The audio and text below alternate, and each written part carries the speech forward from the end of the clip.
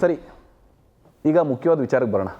ನಮ್ಮ ಹುಡುಗ ಅರ್ಜುನ್ ನಿಮ್ಮ ಮಗಳು ಅಮೃತನ ಮನಸಾರ ಇಷ್ಟಪಟ್ಟಿದ್ದಾನೆ. ನಿಮ್ಮ ಮಗಳು ಕೂಡ ನಮ್ಮ ಹುಡುಗನ ಮನಸಾರ ಪ್ರೀತಿಸಿದ್ದಾಳೆ. ನಿಮ್ಮ ಹುಡುಗಿ ನಮ್ಮ ಮನೆಯವರೆಲ್ರಿಗೂ ತುಂಬ ಇಷ್ಟ ಆಗಿದ್ದಾಳೆ.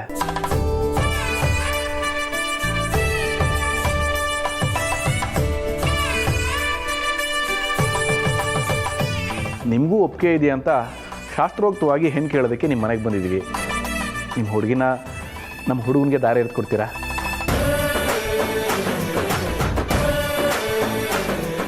ಎರಡು ಮನಸ್ಸುಗಳು ಒಂದಾದಮೇಲೆ ನಾನು ನೀವು ಮಾತಾಡೋದಕ್ಕೆ ಏನಿದೆ? ಕನ್ಯಾದಾನ ಮಾಡೋದಕ್ಕಿಂತ ದೊಡ್ಡ ಸಂತೋಷ ಬೇರೆ ಏನಿದೆ?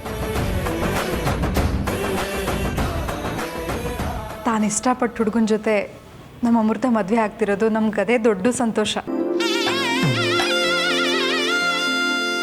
ಖಂಡಿತವಾಗ್ಲೂ ನಮ್ಮ ಮಗಳ ಅಮೃತನ ನಿಮ್ಮ ಮಗನಿಗೆ ಧಾರೆ ಏರ್ಕೊಡೋದಕ್ಕೆ ನಮಗೆ ಸಂಪೂರ್ಣವಾದ ಒಪ್ಪಿಗೆ ಇದೆ. ಹೌದು, ಸಂಪೂರ್ಣ ಒಪ್ಪಿಗೆ ಇದೆ.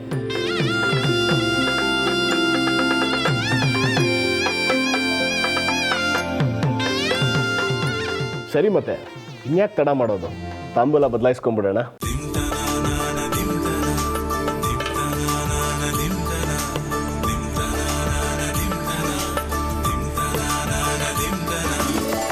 ಅತ್ತೆ,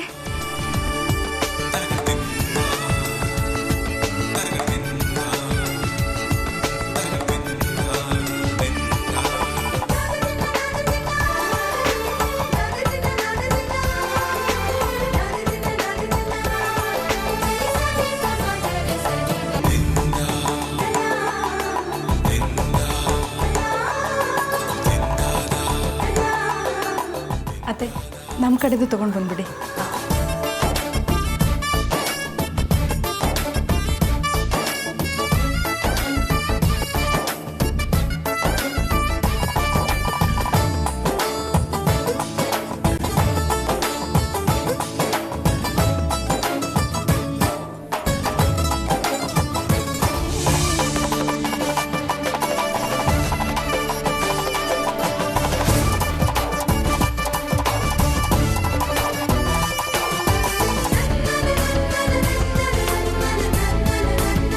ಅಮೃತ ಅವರೇ, ಕಂಗ್ರ್ಯಾಚುಲೇಷನ್ಸ್.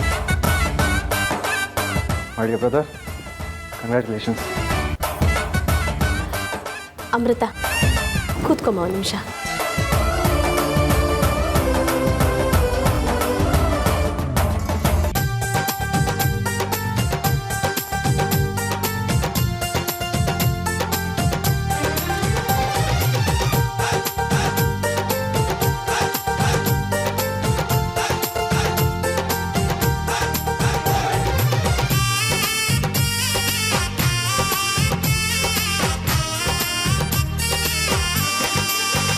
ಮತ್ತೆ ಸಿಗೋಣ.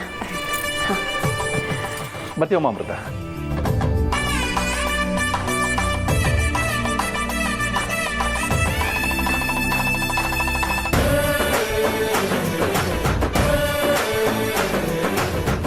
ಯಾಕೋ ನಮ್ಮ ಹುಡುಗ ಅಮೃತನ ಸೀರಿಯಲ್ ನೋಡಿ ಇಲ್ಲೇ ಜಾಂಡ ಹುಡೋ ಥರ ಕಾಣ್ತಿದೆಯಲ್ಲ. ನೀನು ಹೋಗೋ, ನಾನು ಬರ್ತೀನಿ.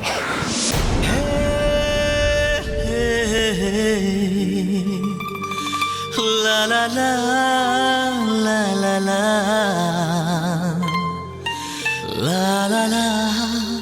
ಬರ್ತೀನಿ ಅಮೃತ ಅವರೇ. La la la.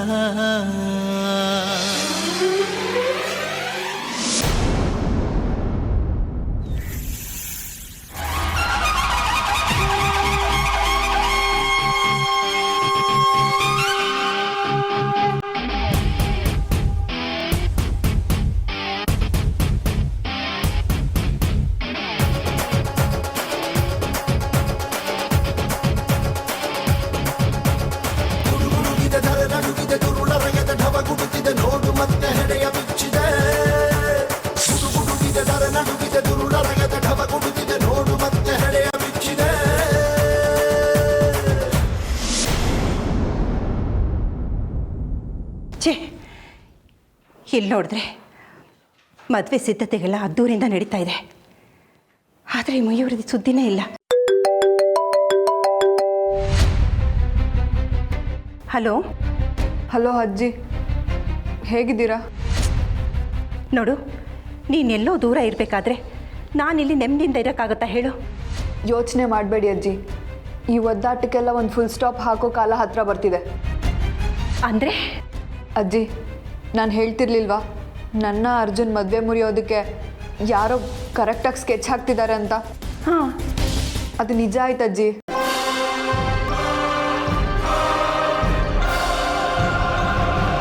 ಹೌದೇನೆ? ಅಯ್ಯೋ ರಮ್ಮ, ಅವ್ರಿಗೇನೆ ಬಂತು ಕೇಡ್ಗಾಲ? ನೋಡ್ತಾ ಇರಿ ಅಜ್ಜಿ, ಇವಾಗ ಅವ್ರಿಗೆ ಕೇಡ್ಗಾಲ ಶುರು ಆಗತ್ತೆ. ನನಗೆ ಬಲವಾದ ಸಾಕ್ಷಿನೇ ಸಿಕ್ಕಿದೆ. ನಿಜ ಹೇಳ್ತಿದ್ದೇನೆ?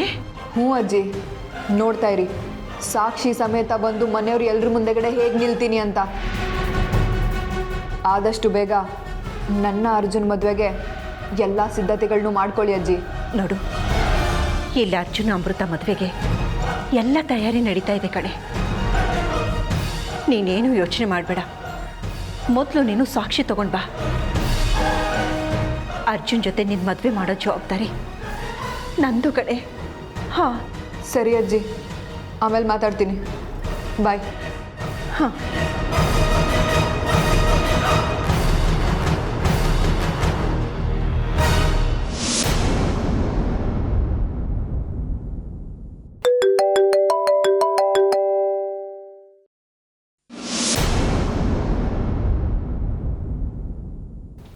ಹಲೋ, ಮತ್ತೆ ಏನು ರೀ ಸಮಾಚಾರ? ಗಳಿಗೆಗೊಂದ್ಸರಿ ಏನಿರುತ್ತೆ ಸಮಾಚಾರ? ಅಲ್ಲ, ನೀವು ಯಾಕೆ ಹೀಗಾಡ್ತಿದ್ದೀರಾ? ಅಯ್ಯೋ, ಸಮಾಚಾರಕ್ಕೇನ್ರಿ, ಹೇಳಬೇಕು ಅಂದರೆ 1000 ಇರುತ್ತೆ ಪ್ರೇಮಿಗಳಿಗೆ. ನೋಡಿ, ನಮ್ಮಿಬ್ಬರಿಗೂ ಇನ್ನೂ ಮದುವೆ ಆಗಿಲ್ಲ, ನೆನಪಿರಲಿ. ಗೊತ್ತು ರೀ, ಆದರೂ ನೀವು ಹೇಳಬೇಕಾಗಿರೋದು ಇನ್ನೂ ಹೇಳಲೇ ಇಲ್ವಲ್ಲ. ಒಂದೇ ಒಂದ್ಸತಿ ಹೇಳಿಬಿಡ್ರಿ. ಏನದು? ಅದೇ ರೀ, ಎಲ್ಲ ಪ್ರೇಮಿಗಳ ಪಾಲಿಗೆ ಟಾನಿಕ್ಕು, ಪ್ರೇಮಿಗಳ ಪಾಲಿಗೆ ಭಗವದ್ಗೀತೆ, ಐ ಲವ್ ಯು ಅಂತ. ಇಲ್ಲ, ನಾನು ಹೇಳಲ್ಲ. ರೀ, 3 ಪದ ಹೇಳೋದಕ್ಕೆ ಯಾಕೆ ಸತಾಯಿಸ್ತೀರಾ? ಹೇಳ್ಬಿಡ್ರಿ. ಇಲ್ಲ, ನಾನು ಹೇಳಲ್ಲ. ರೀ, ನಿಮ್ಮ ಬಾಯಿಂದ 3 ಪದನ ಕೇಳಿದ ದಿನ ನನ್ನ ಜನ್ಮ ಪಾವನ ಆಗೋಗುತ್ತೆ. ಪ್ಲೀಸ್ ಹೇಳ್ರಿ. ನಾನು ಹೇಳಲ್ಲ ಅಂದರೆ ಹೇಳಲ್ಲ. ಹೌದಾ? ಹೇಳಲ್ವಾ? ಇದೇ ಮಾತಾ? ಹೌದು, ಹೇಳಲ್ಲ, ಇದೇ ಮಾತು. ಸರಿ ರೀ, ಇಲ್ಲೇ ಇವಾಗಲೇ ಹೇಳ್ತಾ ಇದ್ದೀನಿ. ನಿಮ್ಮ ಹತ್ರ ನಾನು ಐ ಲವ್ ಯು ಅಂತ ಹೇಳ್ಸ್ಕೊತೀನಿ. ಇದು ನನ್ನ ಚಾಲೆಂಜು, ನೋಡ್ತಾ ಇರಿ. ಆಯಿತು ಬಿಡಿ, ನನಗೂ ಪಂಥ ಕಟ್ಟೋದು, ಸವಾಲು ಸ್ವೀಕರಿಸೋದು ತುಂಬ ಇಷ್ಟ. ನಿಮ್ಮ ಸವಾಲನ್ನ ನಾನು ಸ್ವೀಕರಿಸ್ತೀನಿ. ಅದು ಹೇಗೆ ಇಳಿಸ್ಕೋತೀರೋ ನಾನು ನೋಡ್ತೀನಿ. ಸರಿ, ಇವಾಗ ನಾನು ಫೋನ್ ಇಡ್ತೀನಿ, ನೀವು ಮಲ್ಕೊಳ್ಳಿ. ಸರಿ. ಐ ಲವ್ ಯು ಅಮೃತ ಅವರೇ.